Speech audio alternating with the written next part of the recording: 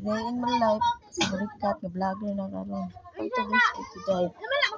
So good ay ming mama na guys nga magpalit og sudan kay di dami mo kagulay. Diba? Mukaon charot.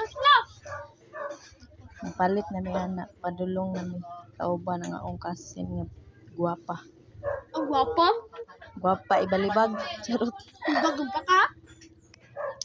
Sa diya magbakas-bakas na may ipaunan ako siya kay wa ko katuod. Syempre bag-ura ko dis bayugan. Nalapok ayo kayo sige ulan-ulan. Gapa kayo anak ni Elizabeth Torrio. Nabisi po siya sa iyang video. Kagwapa na kaanak day. Charot.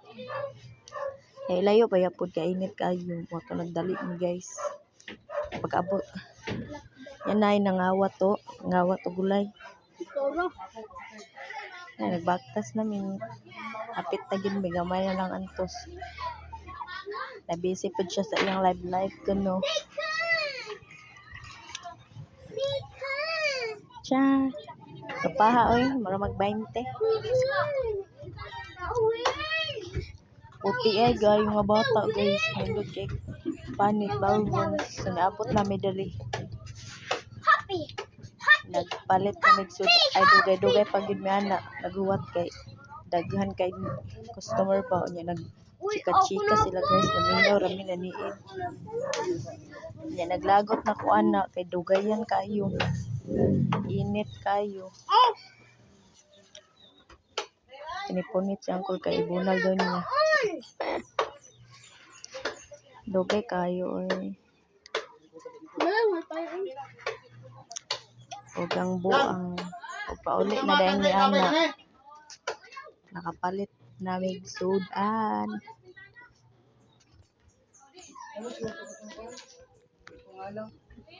Kapoy baktas oy. Layo-layo pod gamay. So, kapoy man ay mag-vlogger ni. Maghimo pa kag kuan. Tagan pa kay buhaton. Kakapoy kay magbaktas niya diha guys kasugatan akong uyab sa akong gagaw. To Arsia nagsugat. Si AA Nadra nagtintog iyang uyab guys. Salde kunya agi na siya pagig kunya na nga pagwapo. Charot.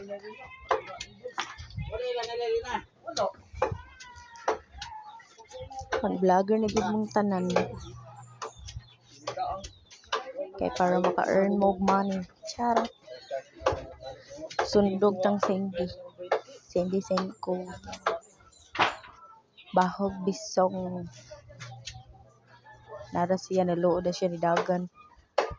Nalok pa akon. So diha abot na mi. Buliko lang mi gamay.